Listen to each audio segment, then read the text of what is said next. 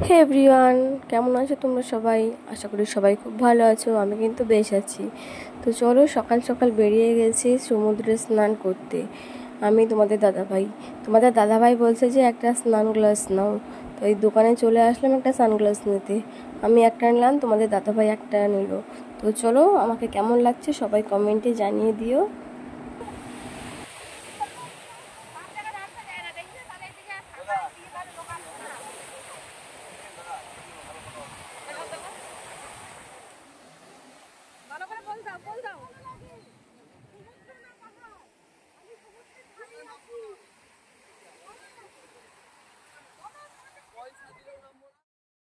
আমার চিনিমা তো সমুদ্রের ঢেউ দেখছে।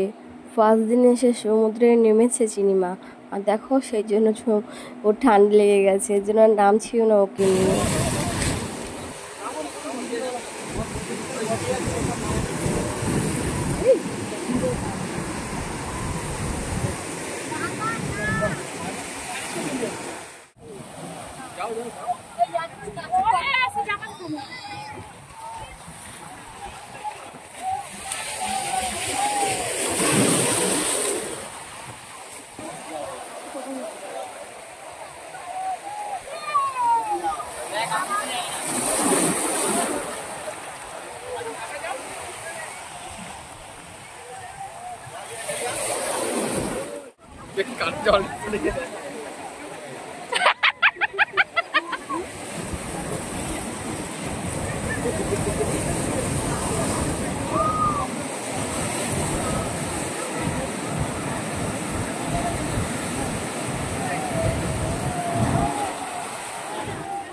চলো, আমার স্নান ধান করা হয়ে গেছে, এখন রুমের দিকে চলে যাব।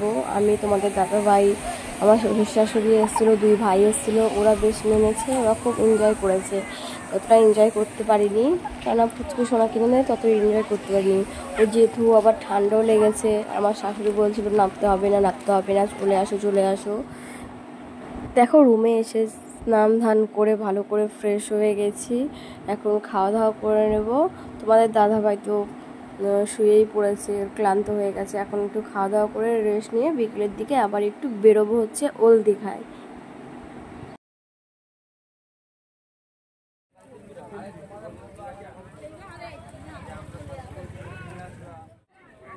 দেখো ফ্রেন্ডস, আমরা ওল দীঘায় চলে এসেছি।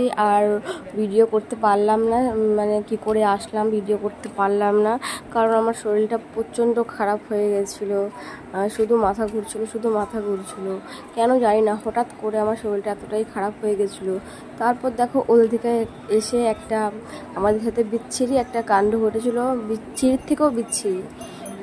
চলো তোমাদের সাথে শেয়ার করি কি হয়েছিল আমাদের সাথে।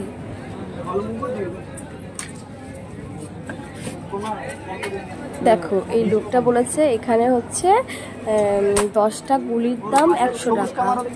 আর সেই হিসাবে আমার ভাইও বন্দুক দিয়ে গুলি মারছিল। লোকটা বলছিল তোমরা প্রাইস করে খেলো, মানে 10টা গুলির দাম 100 টাকা, তোমরা তাই করে খেলো। তো আমার ভাই তাতে রাজি হয়ে গেছে, 10টা গুলির দাম 100 টাকা দিয়ে প্রাইজেই খেলছে। প্রাইসটা হচ্ছে যে যদি তুমি 10টা গুলি দিয়েই 10টা বেলুন ফাটাতে পারো, তাহলে তোমাকে 1000 টাকা পুরস্কার দেওয়া হবে। আমার ভাই তাতেই রাজি হয়ে গেছে। তো ফার্স্টবার 9টা মেরেছে, একটা মিস করে গেছে। তাও বলছে যে একটা আমি সুযোগ দিচ্ছি তোমাকে। একটা সুযোগ দেওয়ার পর হচ্ছে তাও একটা মেরেছে, সেটা ফাটাতে পারিনি। তো ওরা তারপরে কি বলছে, কথা হইলো যে তোমাকে আমি সুযোগ দিয়েছি, তুমি এই 200 টাকার তোমার গুলি মারা হয়ে গেছে, আরও এবার সুযোগ তুমি মিস করে ফেলেছো, আরও 200 টাকা আমাকে দাও। দিয়ে 400 টাকা দেওয়া হয়েছে ওনাদের। এখানে এসেই প্রথমবার ঘোল খেয়ে গেলাম। এমনিতেই তো শরীরটা ভালো ছিল না, আরও মনটা খারাপ হয়ে গেছে যে একবারে 400 টাকা হয়ে গেছে। তো তারপর তোমাদের দাদাভাই বলছে যে এখানে একটু ভেলপুরি খাবে। চলো, খিদেও পেয়ে গেছে, একটু ভেলপুরি খাওয়া যাক। তো এখানে বেশি ভেলপুরি পাওয়া যায় দীঘায় সমুদ্রেতে এসে। সবাই দেখি ভেলপুরি বিক্রি করে এখানে। আমাদের এখানে যেমন কোনো অনুষ্ঠানে ঘুগনি, চপ এইসব পাওয়া যায়, আর এখানে এইসব পাওয়া যায় না, এখানে শুধু ভেলপুরিই পাওয়া যায়।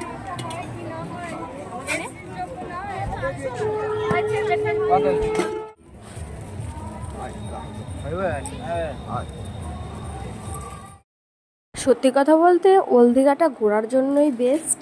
হেবি সুন্দর জিনিস আছে এখানে দেখার মতো, কিন্তু নিউ দীঘায় এত সুন্দর সুন্দর দেখার মতো কোনো জিনিসই নেই। দুঃখের বিষয় আমার শরীরটা খারাপ হয়ে গেছিলো, সত্যিই আমি দাঁড়িয়ে থাকতে পারছিলাম না, মাথা ঘুরছিল, কেমন গা গুলাচ্ছিল। তো এখন তোমাদের দাদাভাইকে বলি যে চলো আমাকে বাড়ি দিয়ে এসো, তারপর তোমরা ঘোরো। তাই আমাকে তোমাদের দাদাভাই বাড়িতে দিয়ে আসতে যাচ্ছে। তো চলো আবার নেক্সট ভিডিওর জন্য তোমরা অপেক্ষা করো। তো ওকে, টাটা, বাই বাই, ভালো থেকো।